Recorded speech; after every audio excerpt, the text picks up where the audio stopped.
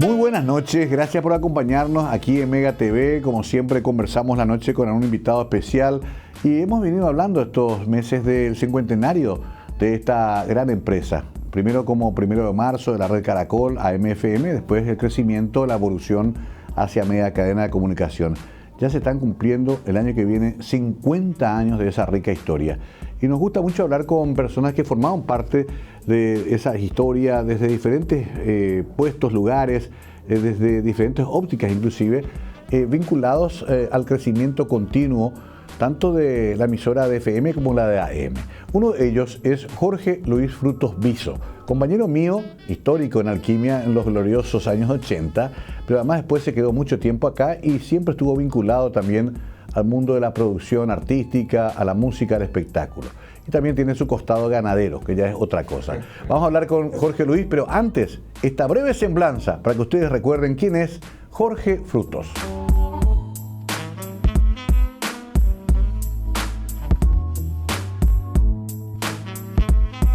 Jorge Luis Frutos.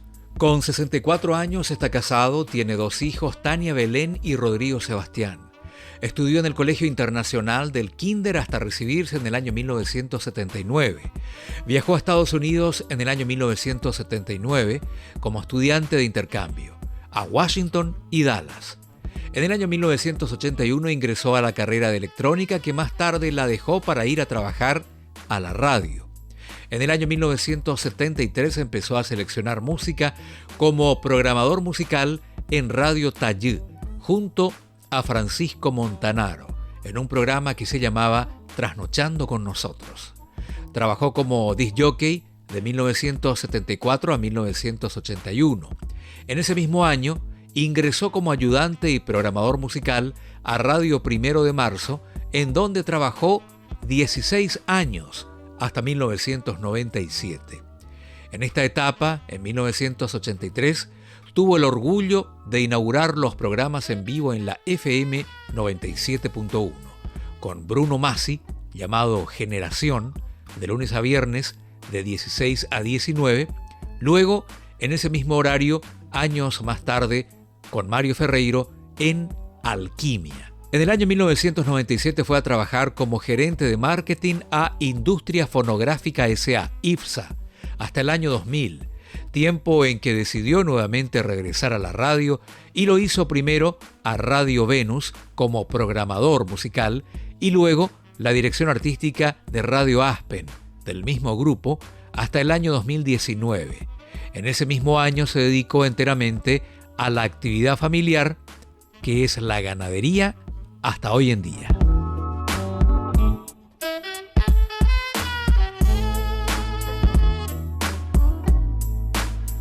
Bueno, estimado George, qué gusto. No te será raro estar acá porque viviste muchos años en estos pasillos. ¿Cómo te va? Bien, Mario. Déjà vu total al entrar a la... Me imagino.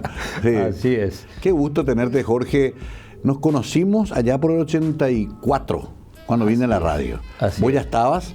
Habías venido del Inter, ese equipo con Yankee Benítez, con todos los muchachos, pero vi en tu semblanza que antes ya habías hecho algo con nuestro querido y recordado Chicho Montanaro en Tallí FM, ¿verdad? Así es. Bueno, era simpático. Tallí estaba en España, ¿te acordás? Sí, allá, claro. En la parte de abajo. Y la cabina de Tallí el piso era de madera. Sí. Era simpático porque en la vibración de la noche saltábamos. En ese tiempo acordate que había vinil, ¿verdad? Claro. O sea, que eran los giradiscos que teníamos que estar ahí con el tema de la puda. Sí. Todos vivimos eso perfectamente. Vivimos, ¿verdad? sí. Pero bueno, la gente ahora medio que... ¿Cómo está de moda otra vez? Está volviendo. Pero claro, me acuerdo perfectamente como un entrepiso de madera. Un entrepiso, o sea, sí. era como un garage, Mario. Sí, un garage. ¿Verdad? Arriba tenía un entrepiso de madera y estaba la cabina, y abajo, bueno, estaba el inmobiliario, ¿verdad? Claro. Y, de Rodolfo Valentino. Exacto, Sí. exacto. Y Montanaro también era accionista. El papá de Chicho, Nene, Sí. él armó la radio, o sea, genio electrónico. Ah. Y vos sabés que recordarás el sonido que tenía esa radio. Fabuloso. Sí, sí. Y el estudio allí estaba ahí al lado. El estudio estaba al lado. Y Ah. nosotros hacíamos... Yo estaba en el colegio, Mario, tenía 13 años, 1973, ¿verdad? Y Chicho también. Chicho Claro. estaba 2 años más que yo, o sea que estábamos ahí como compañeros. Y había un programa que se llamaba Trasnochando con Nosotros. Sí. Era desde las 0 hasta o sea, era sábado de las 0 hasta las 1000, ¿verdad? Claro. O sea, que iba hasta las 6 de la mañana. Ajá. Y bueno, lo que hacíamos la madrugada, ¿verdad? Nos sentábamos y en ese tiempo era el tiempo de música de color, 73, Sí. 74. Soul, de todo ese Soul, tipo de onda, sí. Brass Construction, Commodores. Qué lindo. O sea, era Harry White, sí o sí. Sí. Y bueno, hacíamos un programa a la madrugada, ¿verdad? Sin locución. Sin locución. Era la selección musical, como vos Sí. siempre decís, éramos musicalizadores. Musicalizadores. Yo, Y se pasaban las viñetas grabadas, cosas. las viñetas grabadas con la identificación de la radio. Era solamente música, Claro. el concepto básico de FM en Claro, ese tiempo, ¿verdad? como comenzó la FM y era una delicia escuchar porque era música interrumpida, poca publicidad a esa hora también. Exacto. Pero en ese momento vos programabas, pero todavía no operabas, por ejemplo.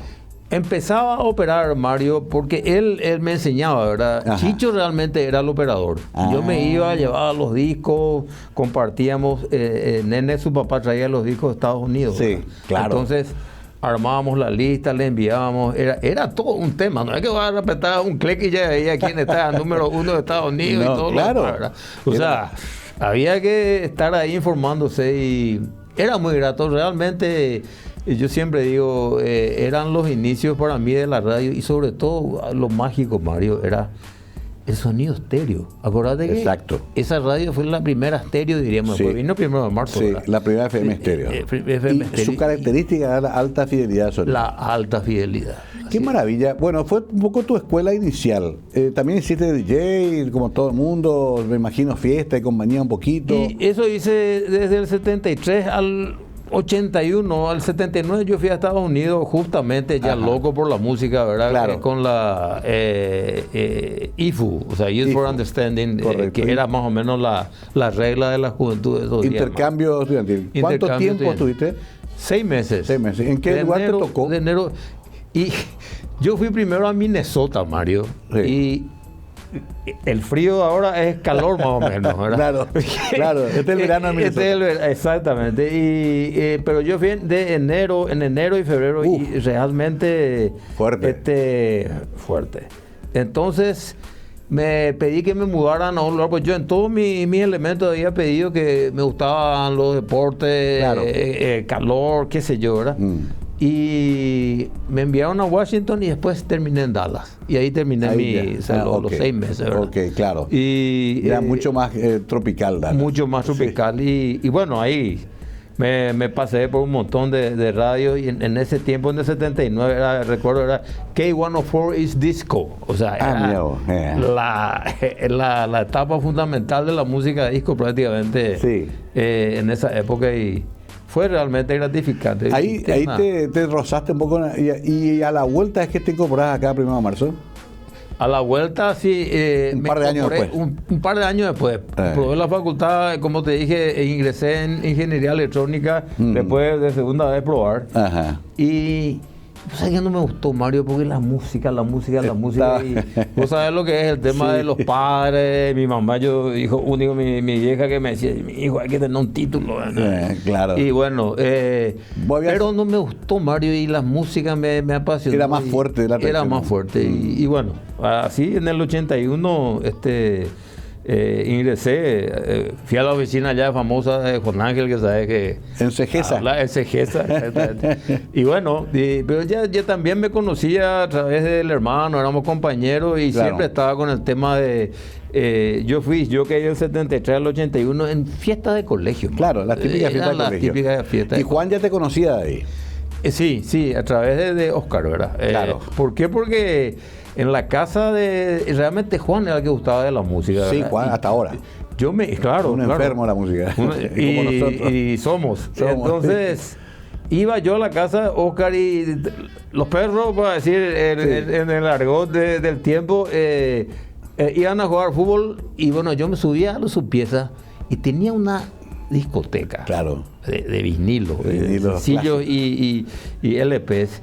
y un equipo de sonido maravilloso. Pero vos te atraía más eso. Yo me iba allá y me perdía ahí, ¿verdad? Claro. Después bajaba hacia los gimnasios y continuaba, ¿verdad? Éramos compañeros de colegio, ¿verdad? Con Oscar. Claro. Entonces, y así empezamos. Esa es la casa todavía de Mariscal López. De Mariscal López. Ahí casi donde hay un restaurante ahora. Exactamente, sí. Mirá vos, qué época fabulosa, porque todos andábamos por ahí. Yo era un poco más grande, llego a la radio en el 84, pero ya antes había hablado mucho con Juan Ángel. Estaba Caracol también. Así es. Que también era un Mario. elemento muy fuerte acá al lado. Claro. Me imagino que ahí también ya lo viste a Cayo. Claro, yo entré a trabajar a la radio y Oscar Benítez estaba en programación. Era, diríamos, el que tenía mi edad más o menos, ¿verdad? Claro. Después estaba El contemporáneo, más o menos. el contemporáneo, ¿verdad? Sí. Ahí conocí a Cayo era nuestro jefe. Estaba Miguel Arrúa. En ese tiempo había programación, Mario, había por ejemplo 2 canales para el swing, Sí. que hacía Miguelo, ¿verdad? Me Él acuerdo. era el, después Miguel Arrúa, que está también invitado para este ciclo.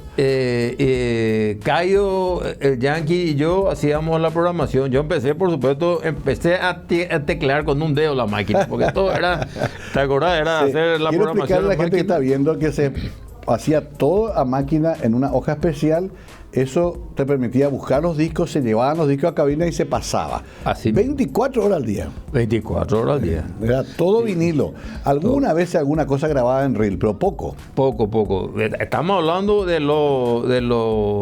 los 70 y parte de los 80. Correcto. O sea, 76 en adelante, Sí, ¿verdad? sí. Después, Y por supuesto. había que variar, había que llenar 24 horas con mucha música, mucha calidad, pero también con mucha variedad. O sea, por eso había 3, 4 programadores. Así es, Mario. Y bueno, imagínate, vos en la radio tenías, por ejemplo, no mucha gente sabe eso, pero dentro de la música era el programa de Luis Arán. ¿Cierto? Luis Arán tenía a la mañana de los domingos y pasábamos música clásica temprano. Antes ¿verdad? y después jazz, o antes jazz también. 2 canales para el swing. 2 canales para el swing era a la mañana, ¿verdad? También. Era después Sí, era. después ya. era, sí. Así Tipo es. 11 de la mañana. Así es. Y bueno, ahí voy a hacer una pausa porque vamos a entrar enseguida en Relámpago de Medianoche, que fue el programa que nos despertó así a todos los demonios del rock and roll, y que Jorge también hizo mucho tiempo. Y claro, toda la revolución desde el 83 en adelante, cuando se vuelve más en vivo la radio. Correcto. Cuando se conduce, ahí Jorge tuvo una participación fundamental. Vamos a hablar un poco de todo eso, recordando estas historias maravillosas de la radio. ¿Quién no creció pegado en la radio? ¿Quién no vivió momentos de mucha emoción en su vida? Pérdidas, llegadas, amores, desamores, pegado a una FM, principalmente 1 de marzo. A la vuelta seguimos contando esta historia con Jorge Luis Frutos.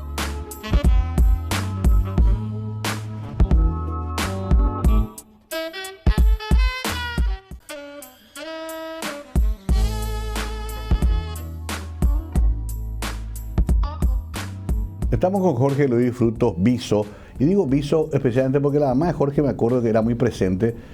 Recuerdo que te llamaba todas las tardes. Así es. Estabas ahí en la calle Mayor Orgullo, cerca de la casa de Daniel Ferreiro, de mi primo Antonella Filártiga. Un barrio muy particular, todos muy famosos. Así es. O sea, te iba al Inter caminando. Al Inter iba caminando, claro, con los compañeros. Paco Pésole, que es Sí. piloto ahora de aviación. Sí. Era compañero, veía media cuadra. José Masi, que es médico. gran estaba ahí médico. Sí. Está a 20 metros de casa, ¿verdad? Y ¿Promoción qué del Inter? 79. 79, claro. Promoción 79. 3 años después que yo en el Cristo Rey. Éramos todos contemporáneos y andábamos por ahí todos. Y bueno, también ya en esa época conocemos a los disc de la época, a Michael Yellow. Así aparece nuestro amigo Juan José Salerno. Juan José, claro. Todos. Una generación que vivíamos de y para la música. Así es. Y espera, y vos Juan- ingresás a ingeniería, no te gusta, haces toda la vuelta. 81 viniste acá. Así es, Ok. 81. 81, el 81 empezamos a programar y la idea estaba dando la vuelta ahí con el tema de hacer algo para cambiar, pero empezamos en forma normal, continuamos programando la radio musicalmente, ¿verdad? No olvidemos que el dueto que conducía la radio era Alcides Riveros, Juan Ángel Naput. Exacto. Era muy interesante porque eran dos tipos muy activos, muy presentes, apoyaban Así mucho, es, así es. traían los discos ellos mismos. Ellos mismos, así Y- mismo. Y esa era la magia, ¿verdad? Que vos tenías constantemente todos los éxitos, ¿verdad? Sí. Y aparte de que teníamos la revista Billboard, se traía constantemente, Billboard, sí. Vos estabas informado. Realmente era mágico, como el nombre de uno de los programas que tenía Rubén, recuerdo. Sí.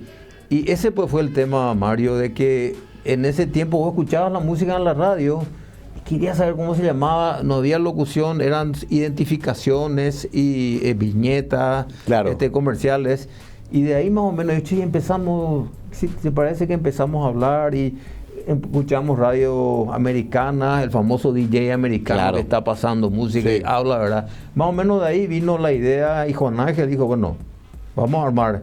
Y así empezamos con Rubén a la mañana con radio, ¿verdad? Sí, cierto. Y bueno, Bruno Masi a la tarde conmigo con Generación, ¿verdad? De 16, 19. ¿verdad? Me acuerdo. Y ahí arrancamos, Mario. Y qué genial. Estamos hablando del año 83. 83. Correcto. Yo vengo del 84 y hacemos Imagínate con Juan Gómez. Exactamente. Antes de Generación. Exactamente. Éramos vecinos. Exactamente. Nunca me olvido esta anécdota muy particular que la gente a lo mejor no sabe, que como vos era el que más leías de música y sabías las historias de los grupos, le dictabas a Bruno.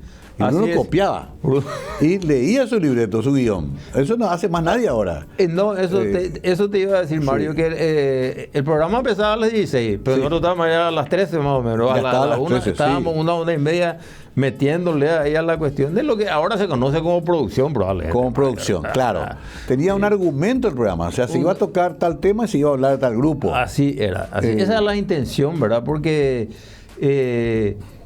la comunicación que había entre la gente, que era el teléfono a disco, sí, que estaba en la cabina, y la gente llamaba a preguntar, ¿verdad? O sea, eso, y vos, bueno, el operador que era el que estaba, quien te habla de Bruno allá, llamaba a la gente y vos tenías que escuchar lo que decía Bruno, bajar el volumen, levantar, atender el teléfono. Mismo, era claro, medio pulpo el tema. Claro, así, hay fotos que vamos a ir echando mientras hablamos, porque trajiste una foto hermosa que yo ni recordaba, que es ahora en la cabina donde están las FM, está tanto Canal 100 como la 97.1 están en ese espacio, porque además hay que decir también, Jorge, que había una gran discoteca, más grande que la cabina. 55,000 discos llegó a ver en su momento, probablemente más, Mario. A mí me tocó hacer el inventario. Ajá. Y clasificamos, pues, pusimos por estilos y todo, y calculamos que por lo menos así contados había más de 55,000 discos. Era fabuloso porque traía a veces 3 o 4 copias del mismo disco, ¿te acuerdas? Así es. Para Caracol también. Para Caracol, claro. Ahora, eso crece, se hace después,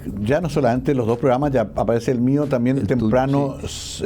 Nelly, sí, íntimamente. Sí, y ¿verdad? También Santiago. Santiago, Jiménez. Ajá. Y bueno, así se va, diríamos, creando los programas ómnibus que le dicen de 3 horas, ¿verdad? 3 horas. Uno atrás de otro. Sí. Y una de las fotos que envié justamente, Mario, es el clásico que inventaste vos con Beto, de agarrar y la despedida de uno y el inicio de otro, que también era novedad. Algo raro, sí, pero que la gente estaba esperando, Mario, que no se hace más, ¿verdad? Ahora no se cierra el comercial. Ahora me estamos haciendo de vuelta. Era un pase en donde Beto se iba despidiendo y yo ya entraba a hablar con él. Claro. No había, diríamos, un corte entre programa y programa. Exacto. Era prácticamente una pasada de posta, ¿verdad? Claro.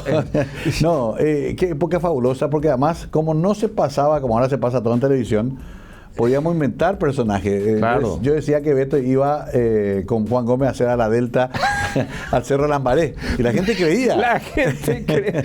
Y que iban en su convertible. Así es. Y te acordás la jornada de tenis, que prácticamente eran, no sé, fila contra. Claro, yo explicaba que estaban vestidos de tenistas, Beto Duarte y Juan Gómez, y iban a practicar unos sets acá cerca. Era el teatro de la imaginación, la radio. Así es. La fantasía de la radio, ¿verdad? Que es tan importante que un poco se perdió mucho con la tecnología ahora y con probablemente la instantaneidad, probablemente. Claro, ¿verdad? Claro. Pero bueno, toda esa época, además con mucha gente que nos rodeó, querido Jorge, los técnicos, Alvarenga, Acre, me acuerdo que venían, se controlaba las púas. Sí. M44 Sur. M44 Sur. Claro, porque a la gente está viendo de vuelta, le explico. Cada operador, vos ya hacías cuando eso programación y operación. Sí, así es. Tenía que, su sede de púas, que tenía que cuidar. Cada uno era responsable. Era responsable. Y la publicidad era con los cartuchos. Con los cartuchos, 8-tracks. 8-tracks, sí. Vos emitías la publicidad y automáticamente volvías al principio, diríamos. Ajá. Y tenías 2 cartuchos que estabas mezclando como si fuera que eran 2 giradiscos. Todo analógico.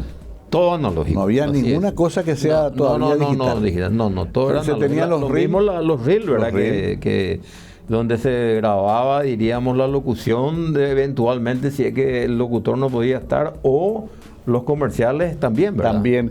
Y aquí, donde estamos ahora mismo, funcionaba el estudio fabuloso de Nicolás Delgado. Nicolás. Que era un gran productor editor también. Sí, editor. ¿Vos te acordás, Jorge, que hacíamos todos los programas de los servicios también? Con Nicolás se volvía a grabar el doblaje inclusive. Así el es. Pop espectacular, Pop Así suceso, qué sé yo, Pop suceso a la lista. El otro, la BBC de Londres. Los conciertos, BBC in Concert. BBC in Concert. O sea, todo eso pasaba primero por una preproducción y después se tiraba al aire. Así es. Qué fabuloso. Qué... No, y para más, acordate, Mario, que ahora vos tenés, vos prácticamente ves la música porque tenés, diríamos, la imagen digital. Correcto. Del sonido, ¿verdad? Entonces es más fácil, diríamos, ensamblar. Sí. Antes era un trabajo, diríamos, de cinta. Vos tenías que cortar y pegar, ¿verdad? Y ahí escuchabas, ¿verdad? Hacía famoso, ¿verdad? Sonido ahí que hacía para escuchar, y así ibas armando el comercial. Era todo un arte. Siempre le explico a la gente que el copy-paste de la computadora sale de ahí. Se copiaba y se pegaba. Exacto. Pero literalmente. Ahora, también operadores históricos de la época, bueno, ahí comenzó a ocurrir también que los programadores operaban. Cayo también operaba con Rubén. Correcto. Oscar con Santiago.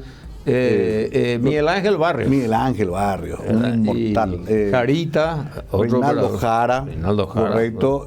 Juan Gómez. Sí. Después vuelve Beto Duarte, porque Beto ya había sido parte. Correcto. Estaba medio proscripto, parece, nuestro amigo. Y hicimos un grupo para hablar con Alcides y Juan Ángel, pedimos el retorno. Y Beto hereda, imagínate. Así es. Una gran etapa también. Una gran etapa. Beto, un genio para los textos, y sobre todo, o sea, Beto, yo creo que fue un profesor para mucha gente. Exacto. Exacto. Al igual que vos, Mario, entre paréntesis. Pero nosotros veníamos detrás de la generación. Nosotros veníamos, claro. Aprendimos mucho de él. Siempre yo digo que en mi tiempo yo quería hablar como Beto Duarte. Claro. Exacto. El estilo ese modelo veíamos. Ese modelo. Sí. Él incorpora eso a hablar naturalmente. Exacto. No tan impostado, y la calidad de sus textos. Hay que decirle a la gente que Beto genera una cantidad de nombres. Por ejemplo, de hecho, los nombres de los programas le preguntábamos a él, y también los festivales. Evolución 2000 trae Beto. Que así es. Estábamos en 1986 y Beto dice 2000, porque nos vamos hacia el 2000. Y nosotros decíamos, ¿de dónde saca esto? El Festival de la Década también. Nos enseñó a todos, Beto, tratar el idioma también con delicadeza. Así es. Exacto. Los textos y el idioma, Mario. Y también yo creo que Beto también fue aprendiendo de la nueva generación. Claro, exacto. Se retroalimentó en el caso tuyo, te digo, Mario, sí. Vos fuiste de la idea del festival, pero para Beto era todo y para mí también, toda una novedad el tema de la música del rock nacional. El rock nacional, sí. Entonces, claro, sí. Esa amalgama es la que funcionó con el festival para todo el mundo, para la radio. Te propongo hablar eso a la vuelta, porque es fascinante esa historia, porque además vos después la continuaste cuando yo me fui de acá, y fue histórico. Evolución 2000 marcó una época. Me acuerdo que no había tema de los grupos, teníamos que ir a grabar, porque no tenía material. Así es. Vamos a hablar a la vuelta. Lindo momento. Son historias de esta radio, pero también de la radiofonía en general y de nuestra vida como sociedad. Muchos de los que están viendo se acordarán, y aquellos que no lo saben aprenderán algo que existió en el Paraguay, que se llamó amor profundo por la radio como medio de comunicación social. Ya volvemos con Jorge Luis Frutos aquí esta tarde.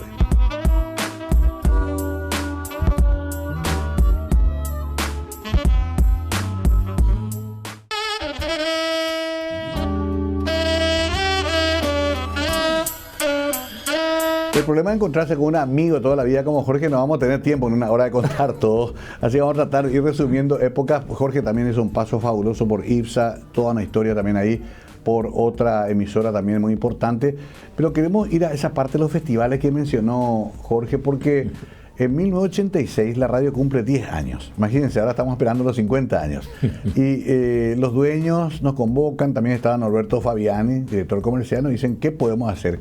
Y ahí es, Jorge, donde se les lleva la idea de hacer un festival con grupos nacionales. Yo estaba muy metido en el rock nacional, Roberto Thompson, Chester Swan, Alberto Rodas, y proponemos eso, y claro, ustedes que tenían que poner al aire las cosas decían, no tenemos ni temas. Exacto. Y ahí comenzamos también el tema de la grabación en los estudios Yodi, ¿te acuerdas? En los estudios Yodi, correcto. Aparece The Dicks con nuestro querido Norman Brewer. Norman Brewer. Sí, ¿te acordás lo que fue eso?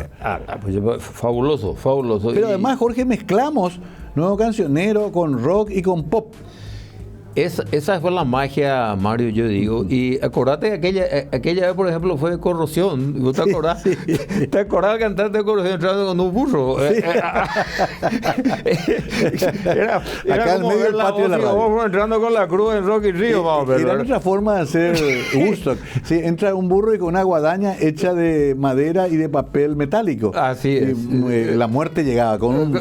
Sí, fabuloso. Parecía que estábamos en Monster of Rock, ¿verdad? Pero vos podías escuchar a Ñamandú, sí, y a Corrosión, podías disfrutar con Hugo Pomata más tarde. Exacto. Y después o escuchar a Perfiles. Totalmente. O sea, esa era la magia de... Y la gente aceptaba todo eso. Y nunca hubo problema. Nunca incidente, nunca incidente. Lo que sí hubo un poquito es que como todavía en la época previa al 89 había censura, había algunas advertencias. Nunca me olvidé que rodearon. Sí, rodearon toda la radio.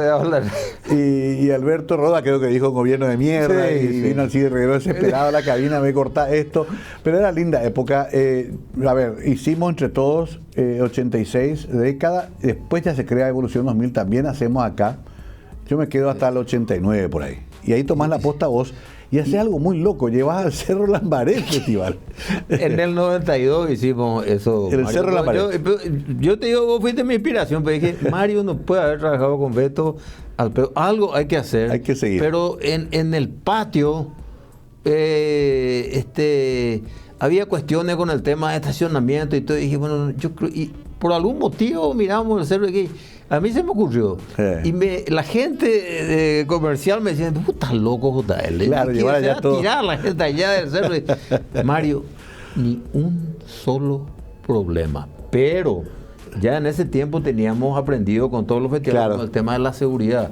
Hicimos un buen dispositivo de seguridad. Claro. Y yo recuerdo, Mario, algo que siempre destaco. La policía se portó también, pero hubo la cantidad de cuchillos que se sacó la gente y se dejó en un... Claro, en un cateo que se hizo se sacó. En un cateo. Claro. Cinto peligro, todo hicimos correctamente. Como tenía que hacerse. Ya había un poco más de expertise porque ya había venido el Supply, ¿te acordás? Sí. Ya eran los años que comenzaban a venir los grupos de afuera. Ya había pasado Roxanne también. Claro, ya era... Había un poquito más ya había más experiencia en eso. Sí, muchos dicen ese fue el momento más culminante porque nunca se ve hecho en pleno Cerro Lambaré con una multitud además. Sí, 17.000 personas teóricamente estuvieron por ahí según lo que entienden de masa, ¿verdad? Rotando. Eran festivales gratuitos. Gratuitos, pero siempre, a idea de ustedes también, Mario, conservamos, eso fue lo que se hacía de merchandise. Sí. Se legaba, diríamos, a gente que hacía algo o por las adicciones para pelearlas o en el caso de ese festival creo que fue para el tema de SIDA, o sea... VIH-SIDA, sí, me acuerdo que estábamos con el doctor Aguayo. Con el doctor Aguayo. Ya me acuerdo. Ya ahora me acuerdo. Sí, claro, tenía un sentido benéfico también. Benéfico, ¿verdad? Ahora, de caridad. ¿Hasta qué año se hizo eso? Y ese fue... ¿Ese fue el último, no? No. El último...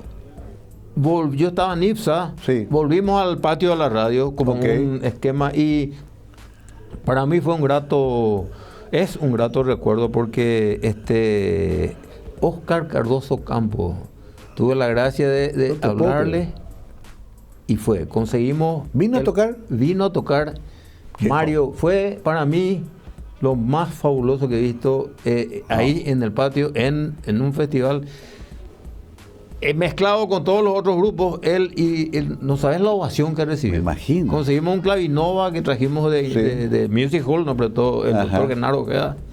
Y fabuloso. Fue una eso experiencia sido que inolvidable. 95. Y fue 90, a ver...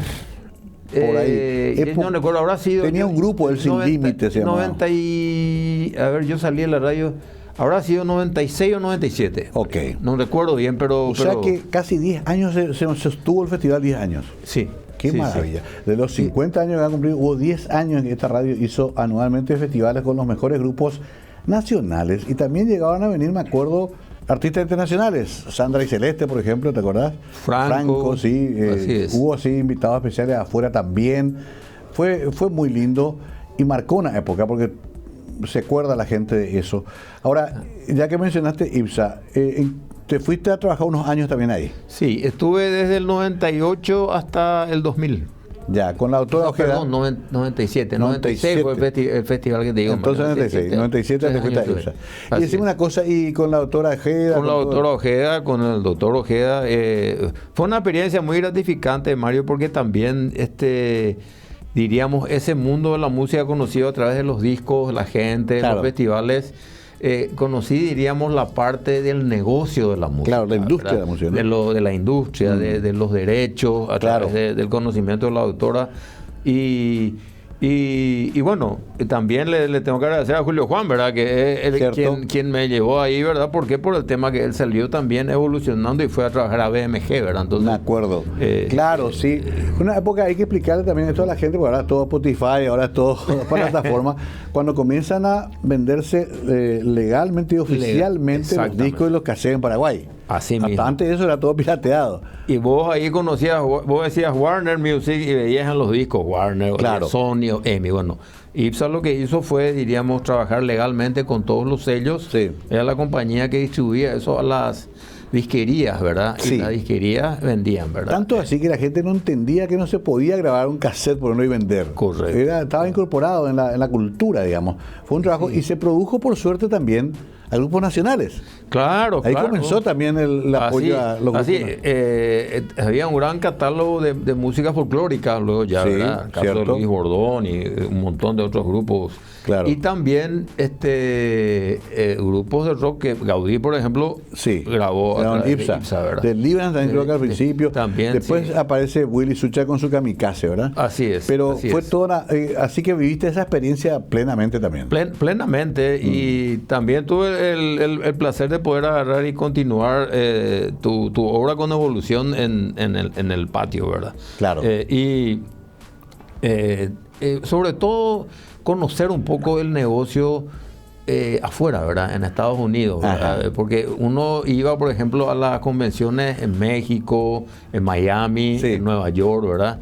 Y vos aprendías ahí de la gente que realmente estaba con el negocio de la música y tuvimos la suerte de conocer a un montón de gente. Te vi una foto con Luis Miguel. Y sí, teníamos que cumplir con los artistas de Warner, en el caso de Luis Miguel. Luis Miguel, Mario, es el artista que más vende a nivel latino en este país. En este país, ¿verdad? Probablemente hasta ahora, ¿verdad? Probablemente hasta ahora. De hecho, el año pasado llenó el estadio de Cerro, o sea que sigue siendo... mira, 40.000, 50.000 discos oficialmente vendidos, más o menos tenía... que para Paraguay es mucho. Muchísimo. Sí. El disco de oro era 5.000, el platino 10.000, imagínate. Claro. Tener 4 o 5 platino o triple disco de oro es muchísimo. Claro, ahí también se produce ese fenómeno bastante particular, Jorge, que se revaloriza la música latina, Maná aparece, comienzan a venir también todos estos grupos. Hubo otra vez un retorno a la música en español, ¿no? Así es. Y recordad, Mario, que nosotros vivimos eso. Dos cuestiones. Maná le tuvimos nosotros en la radio. Correcto. Julio trabajaba en aquel tiempo y se había traído para un showcase de Warner, porque eso es lo que hacían pues las multinacionales. Exigían, diríamos, que el artista vaya también a los lugares donde ya era más serio el tema, ¿verdad? Entre ellos Paraguay. Bueno, y ahí le tuvimos a Maná en la radio, ¿verdad? Con uno de sus primeros sencillos, recuerdo que Rayando el Sol y compañía. No, exactamente, sí. ¿Verdad? Después terminamos comiendo pancho allá cerca del Cerro Lambaré. Muy buenos tipos, sí, sí, cada vez que los encuentro por ahí me dicen en Paraguay, da gusto, les encanta. También Café Tacuba pasó lo mismo. Café Tacuba pasó lo mismo. Ellos también. Qué linda época. Tengo que hacer una breve pausa. Estamos hablando de así asaltos de momentos de la historia para que ustedes se den cuenta también que siempre hubo una escena musical, que siempre se trabajó mucho para fortalecer esa escena. Y por suerte hoy ya hay una sólida escena local que inclusive se proyecta internacionalmente. Pura Hey Soul, Tecobé, Tierra Adentro, lo que pasa con Néstor Lo, ni qué decir Berta Rojas. Por eso es fabuloso que hablemos esto con Jorge, porque vimos nacer ese fenómeno y acompañamos lo que pudimos también. Seguimos contando esta historia a la vuelta de la pausa.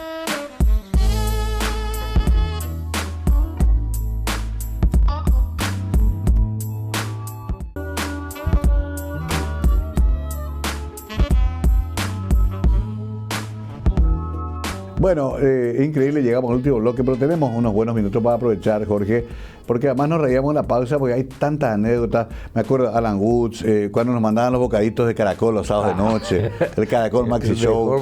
Es una época fabulosa. Te tocó también hacer una etapa muy importante de Bruno Masi con Generación. Así es. De 4 a 7. De 4 a 7, sí. Exacto. Trabajamos con Bruno y en ese tiempo también, Mario, aparte de hacer programas con Bruno, hacíamos conexiones con Caracol, que vos ya las viviste. Sí. Y para que la gente entienda, era el sonido en vivo de Caracol. Exacto. ¿Verdad? Sí. Y bueno, Bruno y vos iban allá, hacían animaciones en vivo, que era también toda una novedad, Mario, porque el clásico era ir a Caracol a bailar, ¿verdad? Pero con toda esta historia de empezar los programas ONU, el locutor y el operador, también surgieron las estrellas a nivel de disc jockey que durante tanto tiempo estuvo promocionando en forma, diríamos, seminal Rubén con Disc Jockey Show. Correcto, Rubén es que comienza eso y nosotros seguimos eso a rajatabla y funcionó muy bien. Y no te olvides que también hacíamos semanas temáticas, hicimos la semana Beatles en el 87. Correcto. Fue un éxito con concursos de dibujos que la gente enviaba de los Beatles, con premios muy lindos y masivamente. ¿Vos te acordás que llevaban centenares de dibujos? Se hizo el evento en Caracol, ¿verdad? En Caracol. Y con diríamos, con trípodes, pero realmente fabuloso el arte de como una gente, galería de arte. Una galería de arte. Y era todo, todavía no había arte digital, era todo, y hicimos ahí la semana, bueno, los 12 del año, me acordé más temprano fuera de cámara, que ahora queremos reflotar con Beto y con todo el equipo, que era un acontecimiento también esperado. Claro. Un acontecimiento esperado y daba un poco también la señal de la unión entre, diríamos, la parte de AM, que era una parte más periodística, ¿verdad? Y la parte de musical, en donde entraba la parte artística, ¿verdad? Sí.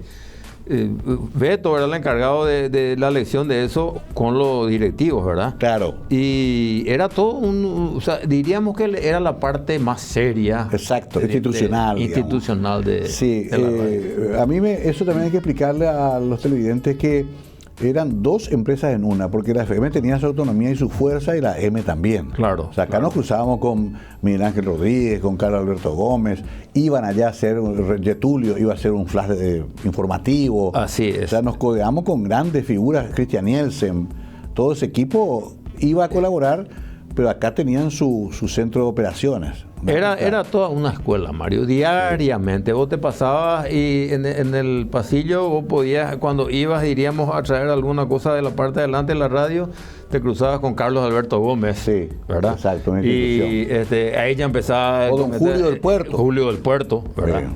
¿Qué tal, Carlos? Y en la lucha. Estamos en la lucha.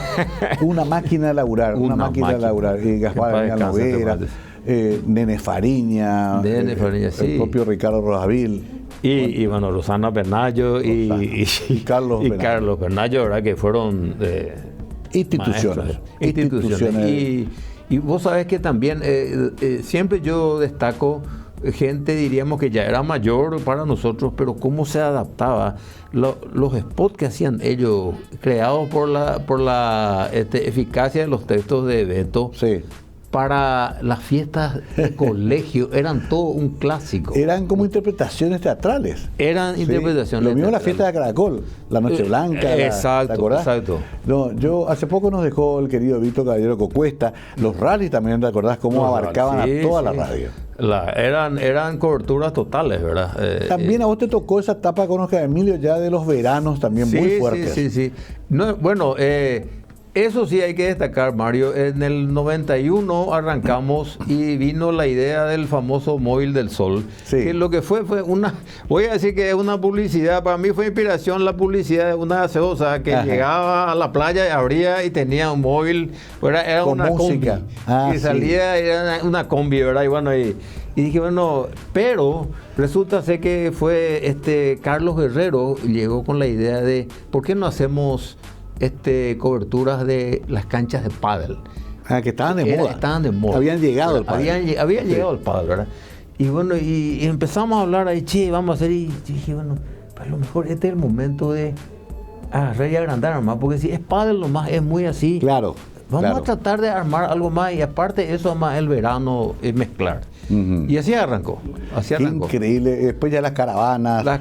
Y en el momento en que menos, diríamos, comercialmente recibía la radio, que era entre enero y febrero, que eran fin de año, todo el mundo estaba dando otra cosa. Recién en febrero, marzo arrancaba ahí la parte comercial eso otra vez. Claro. Y fue al revés. Ahora, fueron los momentos de graduación con todo este movimiento. Enero, febrero, era que era el verano, así. Diríamos, explotó el verano en las playas. Es fabuloso, ese momento fue fabuloso porque era una novedad. Se prendieron todas las radios, los canales, las marcas de cerveza, San Bernardino explota. Así es. Después se extiende, ¿te acuerdas? Acá las playas del río Paraguay también. También. Fue toda una novedad para ese momento y se hizo, hay que entenderlo, eso no es por soberbia, pero se comenzó a hacer acá. Así es. Eso hay que decir. Claro que sí. Fue idea, diríamos, de la gente que trabajaba acá, ¿verdad? Y Oscar Emilio, me acuerdo que se involucró personalmente, él con su Mercedes convertible. Y había una competencia brutal con las otras radios. O sea, con Veno, y ya ahí el móvil, ya uno traía un móvil de estilo deportivo, y después vino el otro que ya era prácticamente el móvil de cobertura. O sea, estábamos ahí, la historia de las chicas, con famosa promotora. Sí. Una época linda, cambió todo. Es ahora otro el paradigma, pero en su momento fue importante y marcó una revolución. Inclusive ahí también, Jorge, se mezcla más ya la radio con la televisión. Así porque esos programas de verano también tenían su versión TV. Así es, teníamos en cable nosotros. Y ahí un poco se forma, Mario, lo que ahora, porque ahora vos, una radio...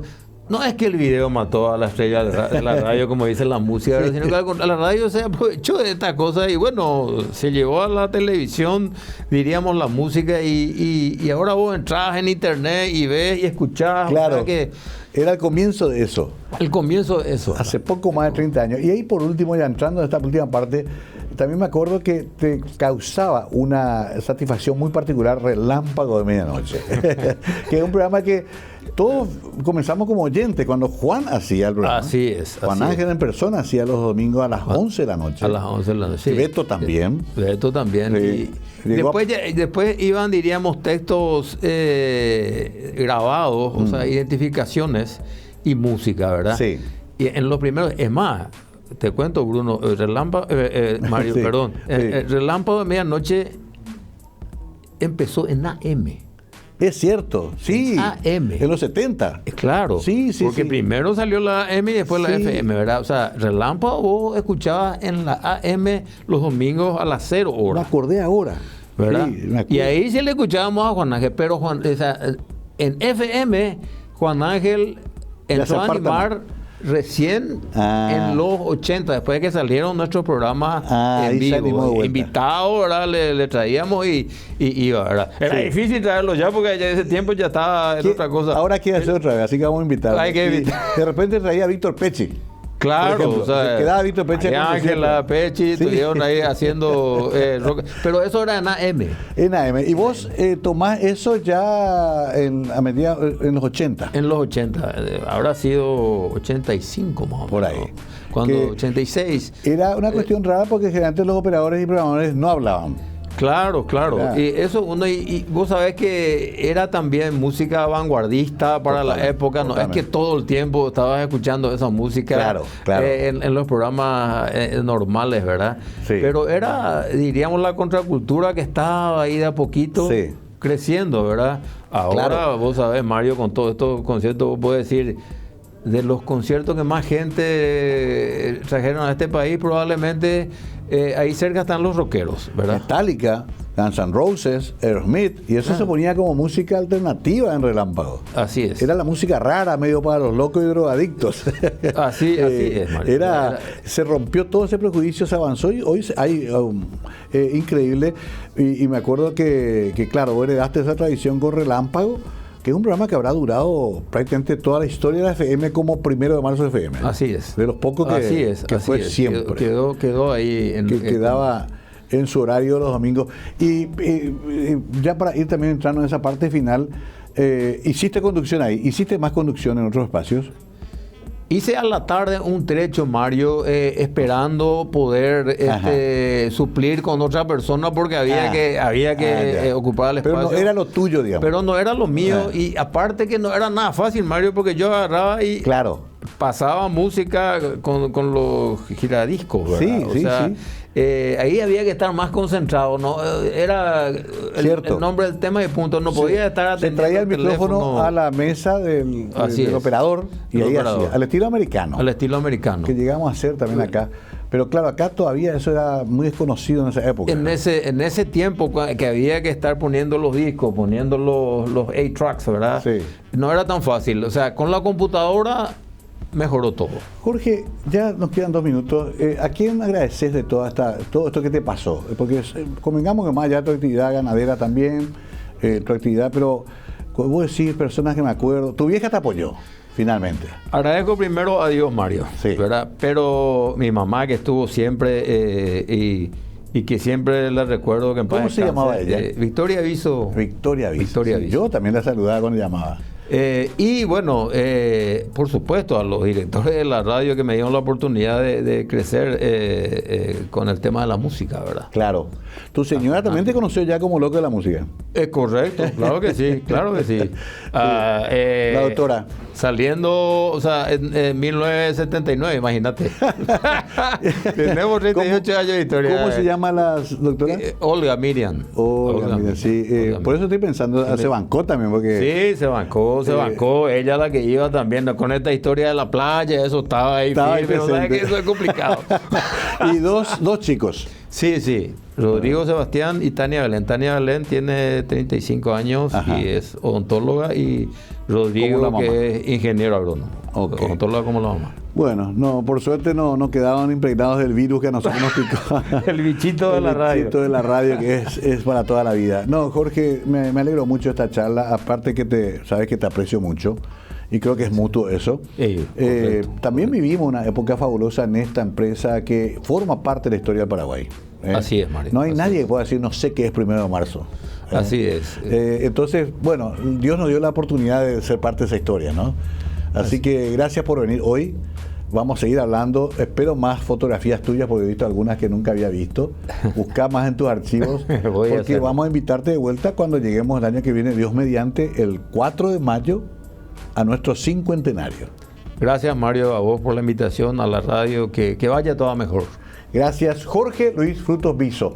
Parte de esta historia, miren que contamos una parte nomás, porque hay tantas cosas que contar, hay otras partes censuradas también, que mejor dejamos nomás ahí, pero esto fue una locura en los años 70, 80, una efervescencia fabulosa, contagiante, que quizás nos preparaba también para la democracia que llegó después, con más libertad. La música es mucha libertad.